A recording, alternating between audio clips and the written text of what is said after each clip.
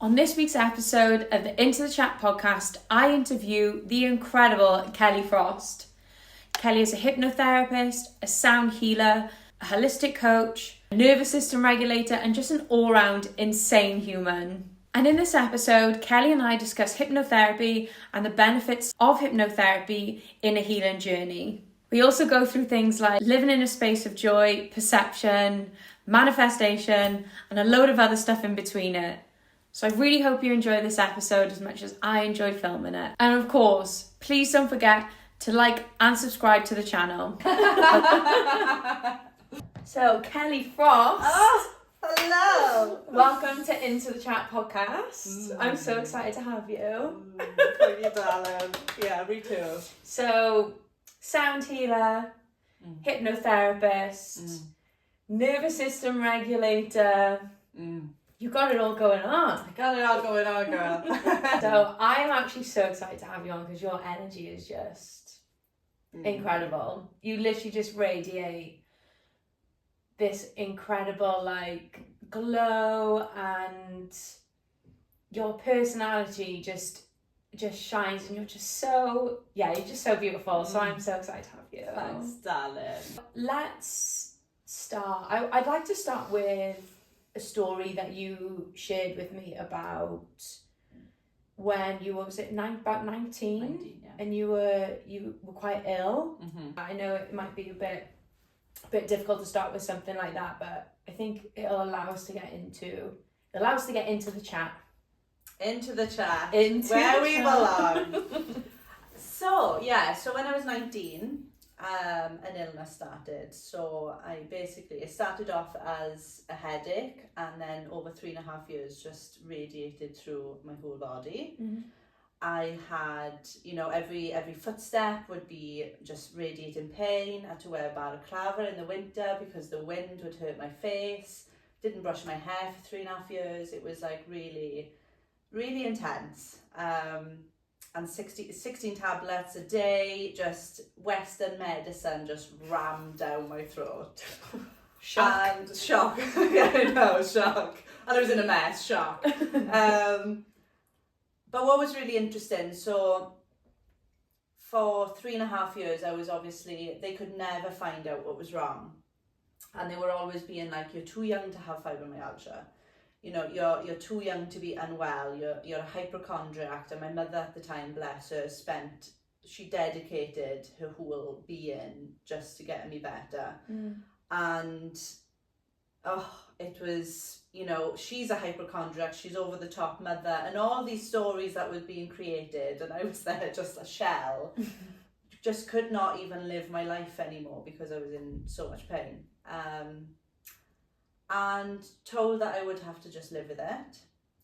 But there was a little voice going, I'm not having that. I'm not even ready to take that on. And I was just persistent with finding out the truth and what was going on with my body. And it's hilarious because the first year when I was unwell, I got put on to this woman, but it wasn't like until 2.5 years, 3.5 years into my illness that I was like, oh, this woman exists. And it's fascinating when you're only ready to heal when you've experienced you have to experience everything, all the lessons I've learned through them 3.5 years. So grateful for being unwell and being that shell of a person because it's taught me so much. And so this woman, this naturopath, basically said, like, you have got fibromyalgia, and what you need to do is you need to cut out all processed food. You need to eliminate all meats, dairy. Became a raw vegan, basically. Oof. Where, I used to eat like 3 or 4 steaks a week, man. I was like, I thought my world was collapsing.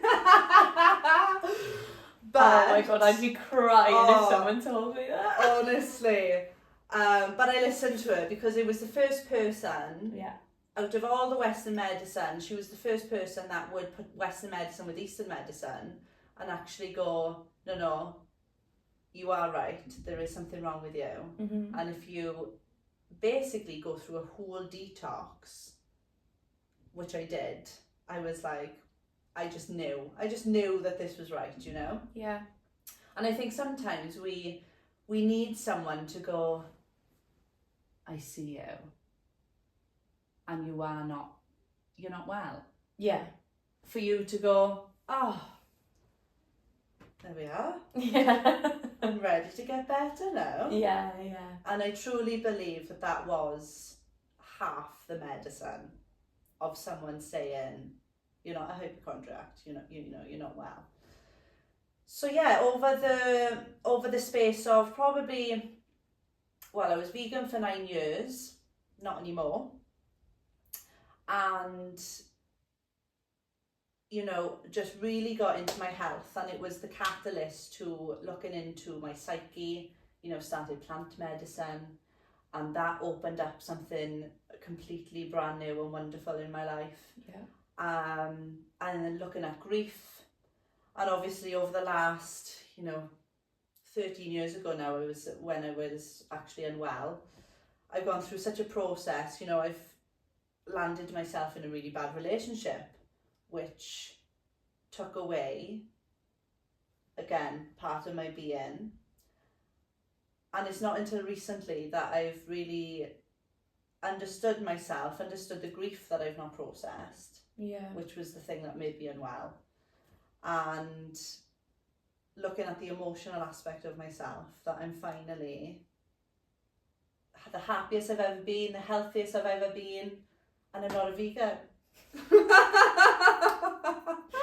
Praise upon the roof. Did you ever, just going back to when you were ill, so one thing I really struggle with Western medicine and general day-to-day stuff now, when people are unwell with whatever it may be, did anyone ever ask you what your diet was like, what your sleep was like? Have you been through any grief lately? I feel like, and I know this has been relevant to a few of my wellbeing clients, it's also very relevant to myself. When I went through a really rough phase when I was 21, not one doctor asked, was I eating properly? Was I eating the right food? Was I processing grief? Because they knew I'd gone through a very hard grief scenario. Was I sleeping? They just gave me tablets straight away. And did you ever come across anyone that did ask you those questions when you were unwell? Do you remember? I think it was the very basics of, I remember gluten being, that's the only thing that I had in the doctors. Oh, have you tried coming off gluten? Like no one should have gluten. Chris, it wasn't the oh my god, I used to have Weetabix with like that much sugar on top of it, a lot of Nutella for breakfast, Yeah. So no one asked me, and it was fascinating because obviously now that I know everything, it seems now like the most obvious thing. I was such an angry person. I started drinking at 14. Like, I used to get into hell of a state, didn't know who I was, then grief on top, and then losing your health, you lose yourself, as you know. Yeah. If you haven't got your health, you haven't got anything. Yeah. And you lose, you can't do all the things that you used to do, and you lose what you perceive as you. Yeah. And even that death, even that grief, like when people come into me now for sessions, it's recognising that people are grieving themselves when they're unwell as well. Yeah, the person they were before they were unwell. Yeah. But no, nothing at all within the Western medicine until I met Gail Stevens in Swansea. She was the one that really allowed me to open up on this path. Which you think, it's bizarre, isn't it? It's bizarre because how can you be in a healthy body if you're I used to hate the world. Yeah. I used to judge people. I used to criticize people. I used to criticize myself. And like, if you're living in a body that's so tense and so pent up, you know, it's just a bloody, it's a bloody punch walls for a joy, like, you know? Like, how can you actually live in a healthy body when that is the state that you're in? Yeah, definitely. I was very similar, so the grief that I went through then led me on to I moved to Greece for 6 months, 8 months, and just binge drank the whole time. I got a job in a nightclub, working from 10 p.m. till 6 a.m. The manager, Yanni, used to buy me a bottle of tequila for my shift. So when I started working, in the first few months, I'd have tequila and cranberry juice. After a few months, I was just drinking tequila straight from the bottle while I was working. And then sleeping from, 6:30 till 2:00. Then you have a bit of lunch and then you get ready to do it all again. But when I moved back, I also found myself in that, like, if someone sort of was like, hi, I'd be like, why are you hiring me? Why are you smiling? Why are you looking at me? Don't look at me, you're not allowed. And I remember just being like, I didn't really like anyone. I was just like, I used to throw house parties just for the sake of having people there and booze, and it was so much fun. Like, I had a lot of fun in those years. I didn't really like anyone that, like, I was just like a bit unbothered, and like, I didn't really form any decent relationships with anyone. I may go on a few dates, but I'd just be like, whatever, I don't really care. Like, don't really care about that guy. But it wasn't that I didn't care. I was just so annoyed. Just had the ick about life. Yeah. Just had the ick with everything. Yeah. And I've got to ask, because I think looking back, this is one of the most comical versions of myself. It's like, if something went wrong, and I mean, like, if something that you were carrying fell on the floor. If the tea bag accidentally fell out your cup, you'd literally be like, why am I a victim to this tea bag falling out of my tea? Just pick the mug up and be like, oh, well, you can go as well then. Yeah. Isn't it? Yeah. Fascinating. Just be like, if I accidentally caught a leaf, I'd be like, well, I'll bin all that. Yeah. Because I've just accidentally touched the end of that leaf and it's fallen off, so I may as well get rid of it, because why would I even do that again? Yeah. Oh my God. And I think that do you know that laughing? There's so many people that look back, and yeah, I've experienced this. You look back and you're shameful and you're guilty and you have all these like resentfulness about how you were.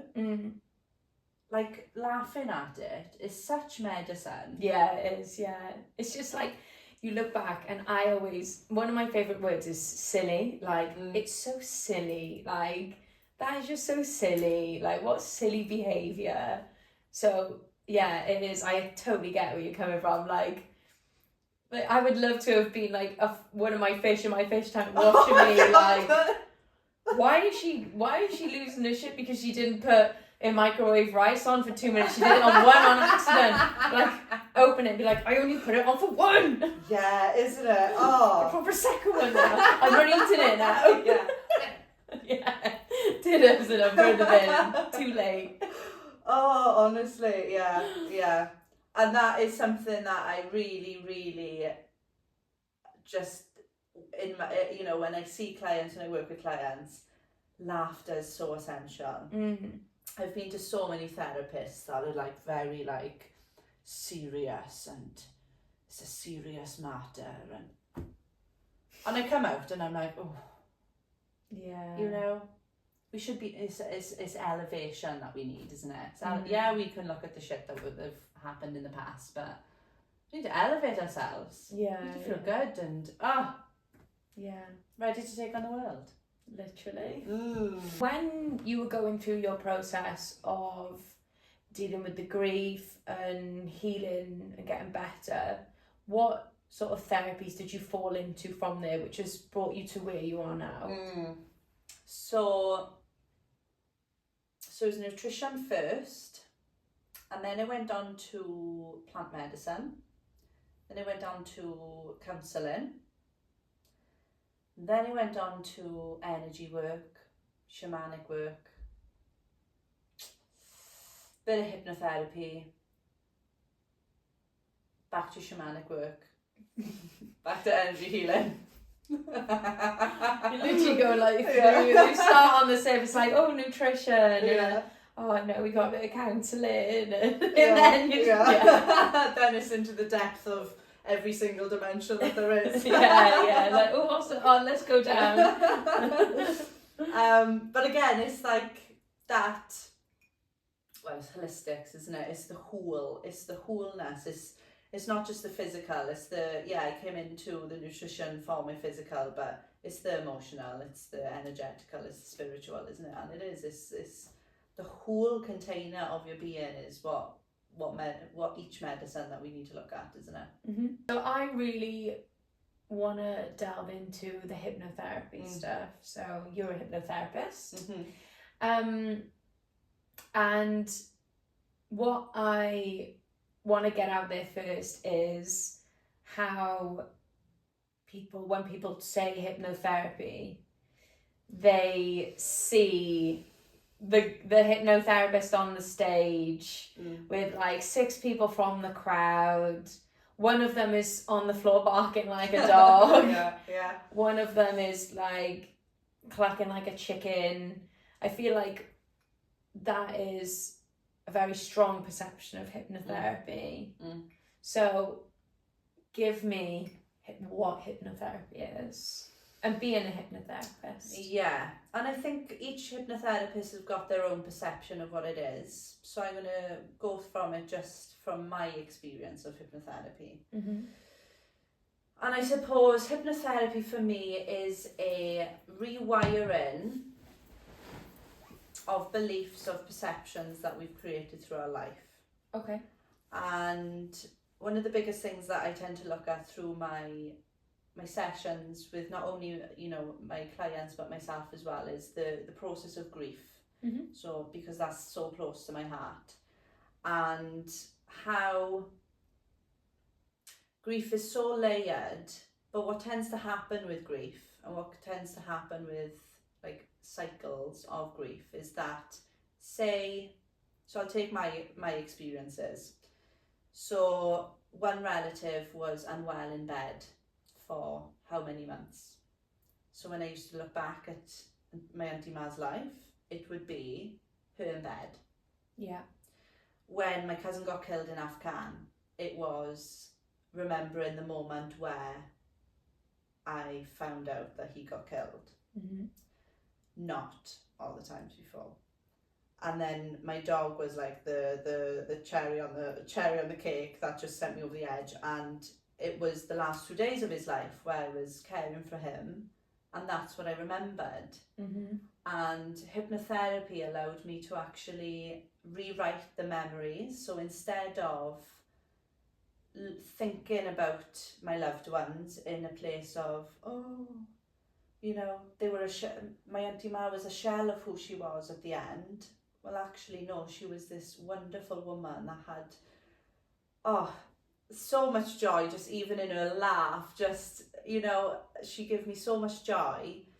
So what hypnotherapy does is allows you to rewrite the memories, rewrite your perception of your memories of your loved ones. Okay. So you can actually alter memories and change them to more positive ones. So instead of looking back on the illness, you change the perception of that, you change the structure of it, and then you bring up something new, vibrant, and the actual people that they were. And that's what I really love. That's one of my wonderful things that I love giving to people is the remembrance of these people that they've had in their life, of who they actually were rather than who they were at the end. That's so beautiful. And it's so beautiful that we can do that as well. It completely is, yeah. Because also something that like absolutely blows my mind is that, like, say memories. So coming away from grief now, but even going on to like, oh, you know, I was bullied in school. So I was bullied in school. So the memories of that bully, I've got a memory of that. I'm literally putting myself in a scenario that I was in the school now, yeah. Okay. So you've got the memory of that time that you were bullied. Mm. The bully has got a memory of that time, completely different to your memory. And then you've actually got what actually happened. Yeah. So when we remember things, when we have memories, they're not actually what happened. Does that make sense? It's our perception. It's our perception of it. Yes. Yeah, I mean. So when you take that an example, so when you look back at memories and when you realise that memories are just pictures and sounds, that not taking away that you have experienced what you've experienced, but you've also probably added on a couple of things as well. Mm. So again, you can alter that, you can change the structure of that, so you don't come from from past experiences of being bullied. You're scared to be yourself, you're scared to be seen, you're scared to be, this who you are, because if you are, you're going to get squished down, you're going to get battered, you're going to get kicked, you're going to get shoved around or name calling, whatever that was for you. Mm. So you can change the structure of the memories and you can alter it and make it something else, which just blows my mind. Yeah, it's amazing. Even now of doing it for, however long I've done it for, I'm still like, really? I can really do you that. You can really do that? Yeah. And like, how many people would that be just so beneficial for? So just like from what you've said, so obviously at the start, before we started filming, I wanted to put my wig on because I'm so sat in the comfort of wearing a wig. And like as I shared with you, I've recently been having some bullying for having my hair shaved off. No, and I've had it shaved off due to having alopecia for an actual condition, but I've been suffering from some harassment and being called names and some trolling online, and I probably linked that scenario back to being bullied in school because in school then I would hide away and be another character because I didn't want to be the character that was getting picked on. So relevant to what we literally were talking about just before we started. I've like thought, oh no, I'll put my wig on because there's comfort in being the other character, not the one who's being picked on. Yeah, isn't it? So yeah. And also thank you for encouraging me to do it. Because you're bloody beautiful. When you were explaining it then, I was just like, I've literally just had that scenario that I've tried to stay in the comfort of what is not being picked on. But if I could rewrite that past scenario of being in school and being picked on and bullied, probably wouldn't have had the scenario that I had earlier. Yeah, isn't it? Yeah. And then that goes into like nervous system then, because if you're being someone that you're not, your insides are going to be like, who am I? Who am I? Why can't I be real? Why can't I be myself? And being yourself is wrong. And it's just like, it's madness. And she's only projecting it, stuff onto you. Anyway. Do you know a question I love asking people? Yes. So, what has that person made you feel? Emotions or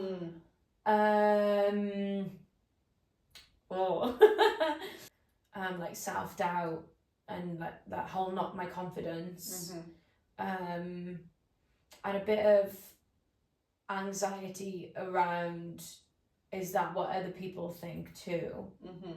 And then I want to ask you the question, because really truly You know you're amazing.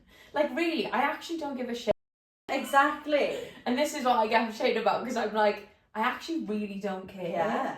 And like, when I looked back at the first like video test, I was like, I look fine. Like, what is the matter? There's nothing wrong. Yeah. When you're getting triggered, when someone's reaction or someone's action or someone's belief, for some reason, you know, flat earthers really annoy people, really piss people off, right? Let them believe anything that they want. And I haven't even got any thoughts on that, but Just let them. Just let them. But like, what does it trigger up in you? Because it's only feeding an aspect of yourself that you've already got in there, isn't it? Yeah. And then when you can turn that power back on you without going, because if you're saying they've made me feel that way, you're giving your power away. Yeah. And then when you can go, actually, my reaction to this is making me feel this way. Okay. So going back into subconscious work. Okay, so this is triggering up something that has happened to you years ago and it's feeding a memory. So going actually back to that memory, rewriting it and changing the structure of it is going to allow you then to go through life in a more, I don't give a shit. Yeah. That more stable and truthful version of who you are. Yeah. In hindsight, I'm not embarrassed. I'm actually, you know, like I'm proud to leave the house now, and I'm proud to walk down the high street and be like, look at me with my bald head. Yeah. I know that I'm not embarrassed, but the feeling is, like you said, there's a feeling that's being played with a bit, which things like when I get tired, or I'm hungry or I haven't slept enough, my brain's like, right, what terrible thing do you want to think about? Yeah. I'm like, can I eat food first? No, you can't. You're not allowed. Do you want some self-doubt? Here it comes. And then even with you saying that now, it just reminds me of a conversation I had with a friend this week. So she's choosing to, at the moment, she's in a safe place, right? She's in a safe place. Oh, we love a safe place.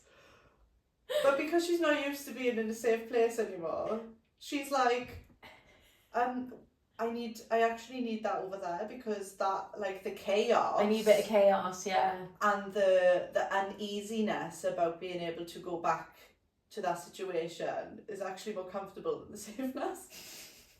Which is like, that's bizarre. So true in so many of us. Yeah. Like, again, my friend, I think you know Beth, Equinox Moon, astrology. She was saying about this Neptune that's just come in for 14 years, how you're either confused or you're either connected.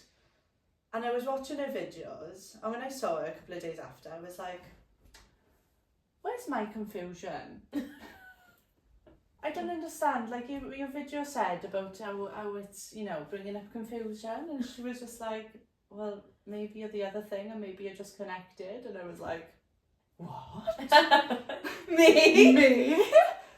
Connected? But I should be confused right now. After all these years. And it's like, even, you know, it always creeps up of just going, oh, everything's okay. Yeah. Oh, I'm actually fine. Everything's going perfectly wonderful. Something's wrong. Yeah. Where's the next thing that's come in? But I feel like that's a huge society thing. Oh, there's always something. Oh. You know, there's always keep your wits about yourself, and this has happened today, and this has happened today, and it's like, I feel like even when you go into a new job and say you get a brief, there's always something negative in the brief. It's never like, the business is doing well today, your suit is amazing today, it's raining but the plants are being fed outside. There's never that. It's like, you know, the day's miserable today, you know, I'm not going to have many customers, so, you know, you all better work a bit hard. There's just no, we're in this whole society of like, if you think things are right, there's something wrong. Yeah. Like, not everything can be okay. Mm-hmm. Someone asked me a couple of weeks ago and was like, when did you last feel true happiness? And I was like, well, I feel joy almost every day. Like, I practice gratitude. Yeah, but when did you last feel true happiness? And I was like, when I was in the sea this morning. And it's like we're seeking, and a lot of people are in this society of like, there has to be something wrong, and like happiness is like rare. Like, oh, if you've got it, oh my God, you're so lucky. Oh, yeah. Oh, isn't it? And it's like, it's our only job, it's our only purpose in life, is to just be joyful. Yeah. Is to be happy. And it's that experience of like, booking a holiday once a year, and it's like, oh, I can't wait. And you like live up until these extravagant things that you've paid for and that you've booked and that you've planned, where actually, you know, I haven't been away abroad for a couple of years because that's what I've made myself to feel, is happiness within my little community, within my little hometown. Because if I don't feel happy there, you're spending like 99% of your life just like, what's the point? Do you know what this is? Hitting walls. Getting angry at the fact. It's so funny you said that. So I just booked holiday. I'm going on holiday on Friday. And someone, a really good friend of mine, was like, "God, you haven't been away for years, you know?" And I was like, since 2019, that was the last time I was abroad. And I was someone who either moved country every year or was going abroad. And then to not go away for such a long time, it was like, people were really surprised when I was saying I hadn't been away. But I've been like, but I live in Porthcawl. Like, it's like a holiday every day down at the seaside. Yeah. Like a rainy day, getting to walk down to the beach. Like, oh my God. Stunning. I can get an ice cream and fish and chips on the beach in the rain. That is what life's about. Like, it's a holiday Literally. every day. And Literally.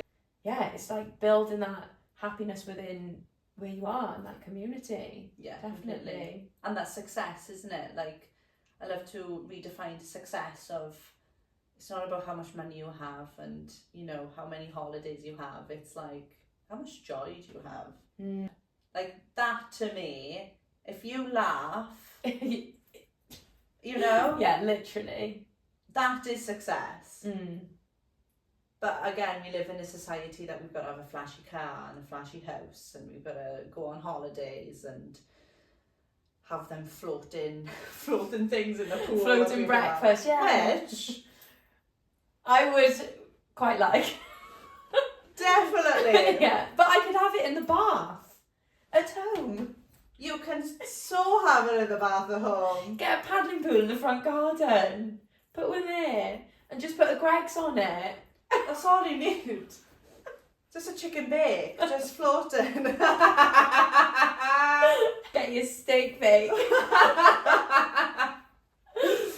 For example, if I go running in the morning, and this is going sort of a bit into the joy of day-to-day life. So I live, you know, on my own. Even this morning, I went for a run and I counted 21 people said good morning to me. And I was like, if I don't see anyone else today, I knew I was going to see you, but I was like, if I didn't see anyone else today, I had 21 people say good morning to me and wish me good morning. Like, that is so sweet, and it's taking that in. When I went to England a couple of weeks ago to Newcastle, and I was going like, morning, and I'm such a complimenter as well, and I don't think before I speak. And I was saying to people like, this girl, oh my God, she came in the elevator. She walked in, she had this stunning dress on, these amazing heels, and she walked in, I was like, you look incredible. And she literally looked at me and was like, okay. And like my boyfriend Luke was making a joke about it. He was like, everyone's looking at you like, what is this crazy? Because I was like, can I get the door for you? Do you need it, like, you know, just, but I'm like, that's just joy. Yeah. Why isn't more people being like this? Again, and I think again, it's what's come up is perception, isn't it?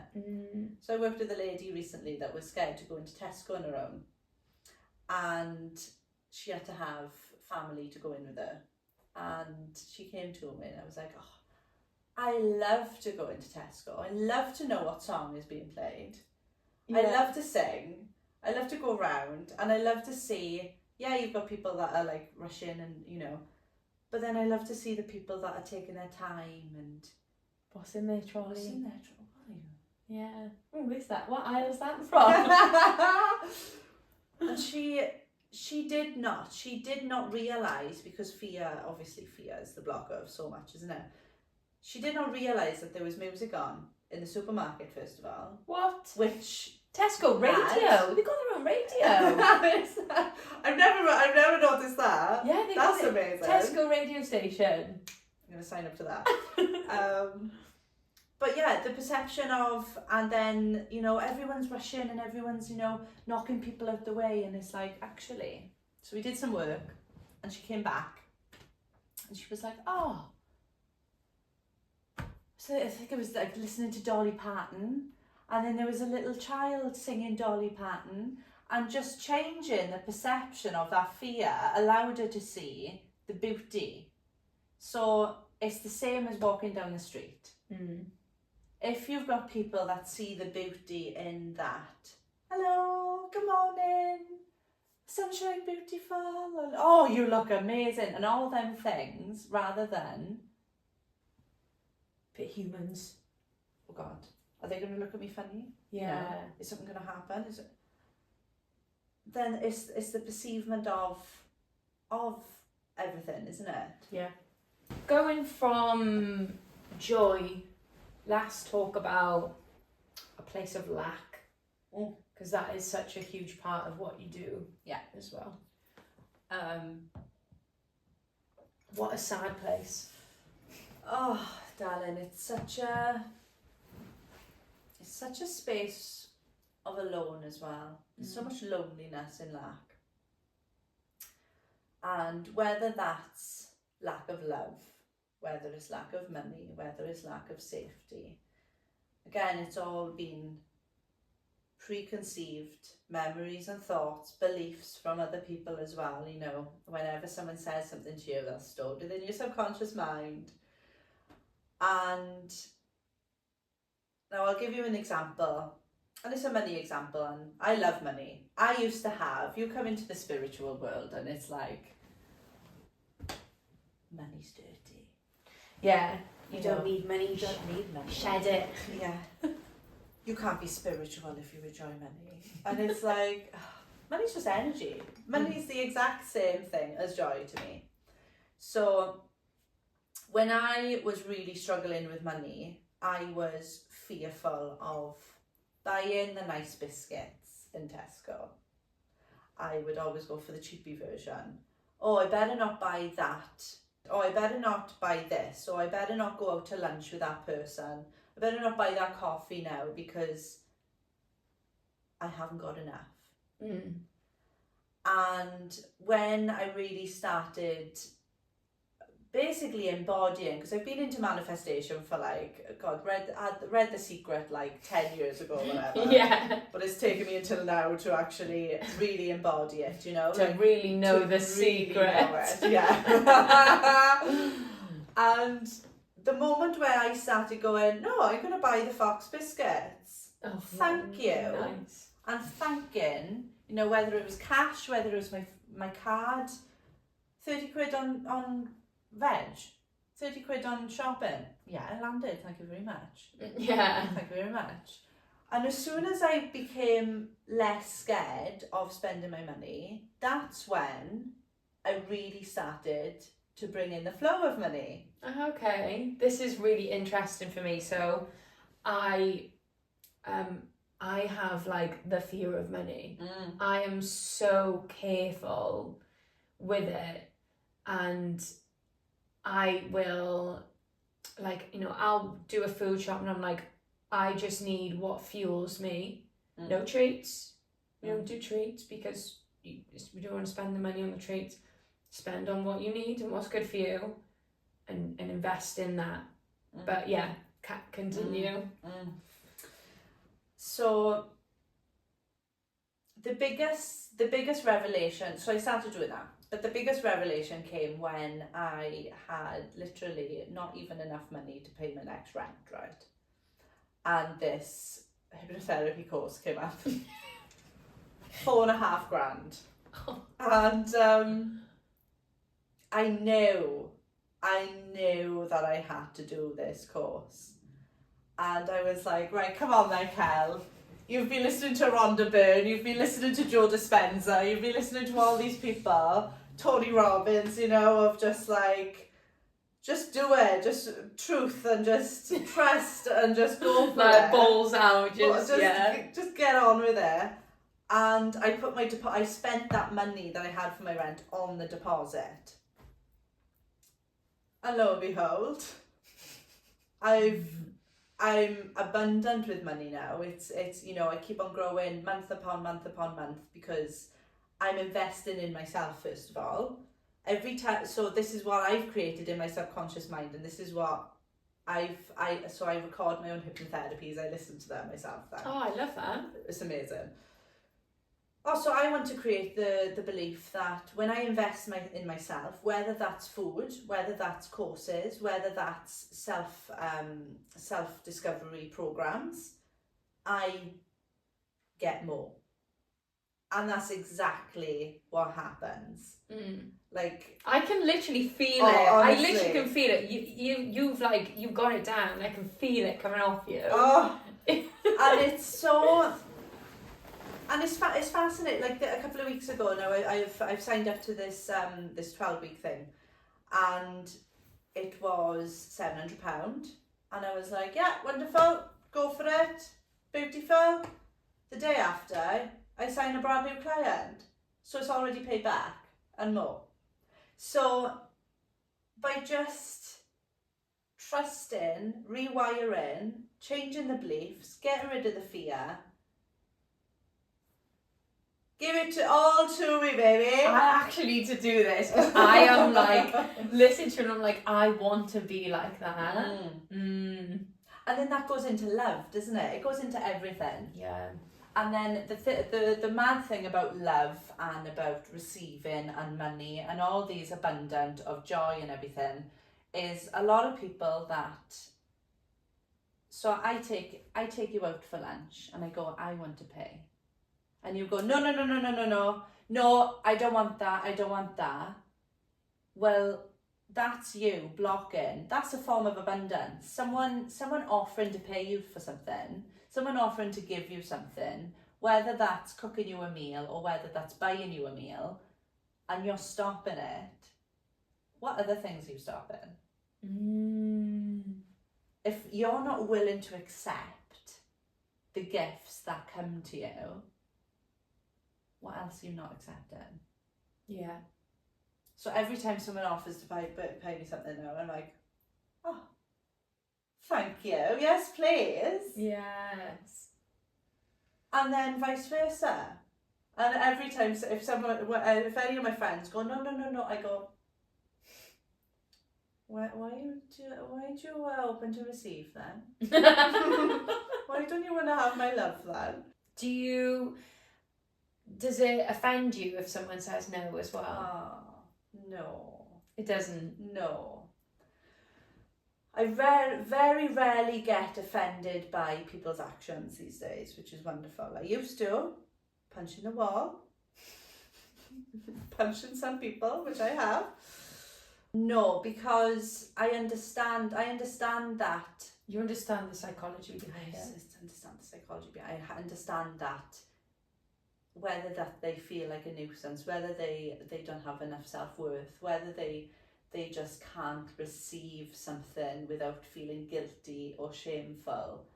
Whatever that story is for them, I just understand it. Yeah. So, this is so random, but something you said earlier that I want to pick up on. You used to be a vegan? Yeah. Yes. Let's talk about that. It's such an uneasy subject for me to bring up and for me to speak to you openly, because most people probably still believe that I'm a vegan. I'm probably going to have some backlash, but you know what? That's fine, because I understand where people are coming from, because I've been there. So yeah, I changed my health through being a vegan. And I was a vegan for 9 years, but then my muscles started hurting again. I was really skinny, you can see my ribs, and I just wasn't healthy. And I was in my friend's shop one day, and I was like, universe, what do I need to feel better? And I opened my eyes, and I looked at a book, and I went over to the book, and I opened this book randomly, and it was like chicken broth. And I was like, what do I do with this? Could not fathom it. But I still, do you know that first time that I ate chicken broth after 9 years? I met the chicken, not actual physical reality, in spirit. So I thanked the chicken, I honoured it, I had a chat, I cried, I grieved it. It was such a beautiful experience. But honest to God, I felt my stomach knitting back together. It was insane. And now my muscle pain is gone. So 2.5 years now I've been back on eating meat. And I feel the healthiest I've ever felt. I've got a much better relationship with food. And I've got a much better relationship with people and myself. Because what happens now, what most people get when they become a vegan is they become so hateful and judgmental over the meat eaters that they call, I've been there, I've called people murderers. I've called people disgusting, and how could you, and how dare you, and don't you care about the animals, don't you care about the environment? So I understand it, but it was the most judgmental part of my life that again caused so much hate, so much anger, so much grief. Yeah. That it took over my life. And now, coming the other side of it, I feel like I've got a better relationship with animals. And now I know vegans watching this, they're not going to understand it, and that's absolutely fine. And that is fine. I get it. Yeah. I get it. And this is my experience as well. And I think as a society, we tell people what they should do. We dictate and we say, you need to do this, and you should not be doing this. But we're all on our own journeys. Yeah. And we need to respect that. Mm-hmm. Because if you don't respect other people's choices, how can you expect others to respect your choices? Yeah. So it's a really touchy subject, but it's an important one as well, because essentially we have to listen to our bodies. Mm-hmm. If I continue to be a vegan, I probably lose my health again. Yeah. And it's everything then in balance as well, isn't it? It's everything. If you only eat lentils, you literally, I don't need to go further than if you're taking away a food group and diminishing the nutrients that food group gives you, then it's obviously going to deplete you in a way, isn't it? Yeah. And honestly, if you saw photos of me being a vegan, I was so gaunt. And I was a healthy vegan. I owned an organic whole food shop. I was massively into my nutrition and making sure that I had everything that my body needed, but it still wasn't enough. Yeah. I think there's a lot of people in the holistic and spiritual industry, which like I get it a lot. People assume that I'm a vegan because of my yoga, my meditation, and my spiritual practice. But I went through a phase of being vegetarian, vegan, and then went to be vegan. I find it really difficult to get enough food in me for me to feel full and have really good energy levels, to then go to the vegan supplemented food, the fake fish fingers, the fake meat. My skin got worse, my hair was really thin.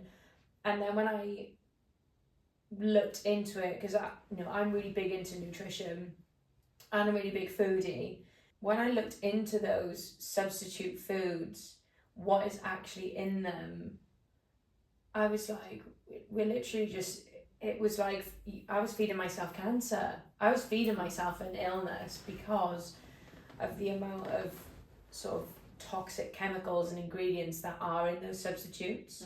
Like you said, there's some people who are vegans, it suits them, it suits their body. Yeah. And I'm pleased that works for them. Yeah. But it doesn't work for everyone. And that's where I find that middle ground, like you said, the anger and you don't care about the animals, and it's not that, it's the judgment on choices. And like you said, how can you expect to be accepted on your choices if you don't accept others? So I think you summarised that really well then. If someone was looking to connect with you and was interested in something like hypnotherapy or work on grief or sound healing, how does that look? How would someone like connect with you, and how would you work with you? So it all depends. The question that I always ask is, what do you want? What do you expect out of something, and where do you want to be? And it's fascinating when I ask people that, what do you want? The answers of, well, I don't want to feel like this. I don't want to do that. I don't want to react like this. I don't want to... Okay, get it. But what do you want? Yeah. That is such a powerful question to ask people, because what do you want? Do you want to feel calm? Do you want to feel happy? Do you want to feel confident? Do you want to start your own business? Do you want to make more money? But then why would you want to make more money? Why do you want to start your business? And why do you want to be confident? I suppose, that's the start of the process. It's, what do you want? What do you want to achieve? And then you go from there. And then I say, so I do coaching. So that is a weekly weekly session for either 12 or 6 months that I coach people within hypnotherapy, NLP, breathwork, sound, energy work, and anything that just naturally comes up. And it's just an array, because I do believe the reason why I do all these things and why I'm qualified in all these things is because all these things have helped me. And I don't think it's one thing. When I've gone to people, that it's just been one thing. Yeah, they need a bit of something and a bit of something. Yeah. And this is really important as well. This is just, there's so much competition within this realm. But what we need to really honour and embrace is that regardless of if I'm a hypnotherapy and that person over there is a hypnotherapy, we've both got different medicines. And I think that's so important, that for so many years I stuck with this one person, this one way of thinking, this one way of perceiving, and I believe that there's such an array of wholeness that, you know, you can't just heal from one person. It takes yourself to heal, and you've got to make that choice. But also, there's a community, and there's, you know, ecstatic dance. How healing is that? And I know we're coming off at my work now, but again, like this isn't like a sales pitch at all. Yeah. Like it's an explanation. Every process is different. Going back to that, every process is different, and everyone's whether they're coming just for a block hypnotherapy, whether they're coming for coaching, or whether they're coming on for a one-on-one sound healing or breath work. If there's a message that I'd love to get out there, it's you have to make the decision to heal. I don't heal people. They heal themselves. Yeah. There's not this, you know, again, I go back to veganism, but this like, I'm amazing and I'm better than everyone else. That's what my perception was when I was a vegan. And it can be so easy to go into this, oh, I help people heal, and no, they heal themselves. Yeah. I went to like a networking event maybe 2 years ago. Everyone, you had like a badge, and it was your name and what you were in your business. And it was really interesting. So I'd only just launched into the body. I was in a room with like PTs. There was people who run like shops and businesses, and there was a lot of life coaches. I went in and she said, well, what do you do? And I was like, a bit of coaching, a bit of yoga teaching. And she was like, so a life coach? And I was like, no, not really. I'm like, I help with self-development. So she just quickly wrote down self-development coach. Anyway, we all sat in a circle and we went around like, what's your name? What's your business? And what you do? And I never forget, the woman went around and it came to me and I said, I'm a self-development coach. And she was like, what's the difference between a self-development coach and a life coach? And I'd not even thought about it. And there was like 6 life coaches next to me. And I remember it being my first networking event. I was so nervous, but then I was so proud what came out of my mouth. I was like, well, I feel like a life coach is like, you give them the responsibility, like you give a life coach the responsibility to get you better. And I was like, whereas like self-development, I just like assist you. I'm like your assistant. And I was like, so I guess that's it. And the woman was like,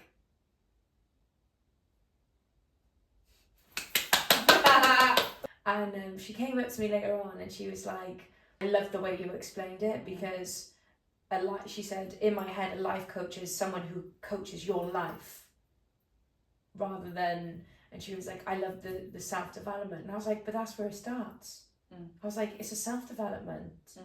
Like, it comes from you. Like, you have to want to do it. I don't pick you up and go, come on, let's go. Yeah. You're just an assistant. Yeah. And that dependency that people have on you then, isn't it? Yeah. So I always make sure, like, please go and explore other people. Please go and try other people. Because it's, you know, it's not me that's doing it, it's you. Yeah, try other practices. Try other practices. Try ecstatic dance. Try yoga. Try qigong. You know, try all these things that, and what you'll resonate with is what will make you feel better and make you fulfill you, isn't it? Yeah, absolutely. We are our own healers. Yeah. We healed ourselves. Maybe not finished, but we're healing ourselves. Oh no, and that's the thing, isn't it? It's like it constantly goes. It's continuous forever. Yeah. And I think that's one thing that puts people off. Is it's not 4 sessions of counselling, 4 sessions of hypnotherapy, and it's done and you're fixed and that's it, life goes on. It is continuous, because there is stuff that comes up every day which comes into your subconscious, taps into it, may have an effect and you don't realise. You, like, no, grief will always be around us. And it is a consistent journey forever. It's just if you want to do the work to enjoy the ride of it, or you sit back on your sofa, you buy the Fox's biscuits and you watch EastEnders with your cuppa. Oh yeah. Do you know what I mean? Yeah, isn't it? And then you get, I know of so many people that they've got to an older age and they're like, what have I done with my life? And it's so sad. So sad. Like, and again, it's that work, it's self-work, but actually, it's just finding joy, isn't it? Yeah. With everything. And those people could change the narrative. The amount of stuff that I have done with my life. Exactly. Yeah. Perception. Yeah. Beliefs. Yeah. Completely. Yeah. I actually, just to finish off on that. So on Friday I went for like a rave run with a group from Swansea called the Wet Bandits, and as we were running back, so it was 5k, run up all along the prom in Swansea up to the skate park, then we were running back, and as we were on the way back I was running with my friend Mark, and he was like, oh god, we still got to run to the crane, and we were going at a really good pace as well, quite relatively quick. And I was like, no, we get to run to the crane. We get to run there. We get to run past it. We get to use our feet to move. How amazing. And he was just like, oh my God, yeah, we get to do it. Yeah. And I try to, and I'm not saying I manage to do that all the time every day, but that's what I always try and change. Like, I get to go to work. I get to cook myself a meal, you know, when people are like, I get to wash my clothes and hang them out on the line, whereas it's like we've been put into this mindset of like, oh, I gotta do the dishes, I gotta wash my clothes, and you're allowed to have those thoughts and feelings, absolutely, but sometimes just by changing the narrative, like I tend to laugh if I'm like washing the dishes and I'm like, oh, I gotta do the bins, and I'm like, oh, I get to do the bins, and I'm laughing at that I'm trying to make it light of the situation. Yeah. But I truly believe that is an outcome of, now I may be wrong, this is my perception. And you're allowed to have that perception. I'm allowed to have that perception, just keeping myself safe here. Do you know when you've lost your health? You know this. When you've hit rock bottom, and you've seen the dark side, whether that's physical health, whether it's depression, whether it's, you know, thinking that what is life and what's the point of this, when you can't see the beauty, I get to do these things without having been there, because we don't realise how wonderful life is until it's all taken away. And I think that's actually quite the sad thing with these things, is that people have to hit rock bottom. They need to have a nervous breakdown before coming to see me, before finding help elsewhere. They need to completely be so far into... They have to break. They have to break. Yeah, and so sad. That's another thing, like, don't allow yourself, it's so easy for me to say this because again I've lost my health and I've lost myself, I've lost my mind and all these things, for me to say that don't allow yourself to get to a place where you don't see the point anymore. And I know these are wasted words because when you're in that place, whatever anyone says does not resonate. Don't care. Doesn't matter. Oh, I feel like we could just go on forever. I know. That was beautiful, darling. Thank you so much. Oh, you're going to have a wonderful podcast career. Thank you for being my guest. Oh, thank you for having me. So what is your What's your message? Ooh, my message. Oh God, I got so many. Get your pen and paper out, everyone. Have another 2 hours. Yeah. One of them which I try to use as a mantra is be the change you wish to see in the world. When you think there's no good people, be the good people. When you don't think anyone's kind, be the kind. That is one of my main ones. I wish that we had a way of being able to show more people that there is joy, and even things like practicing gratitude, just small things we can implement. Like, I wish people realize that even the small micro things make a macro change.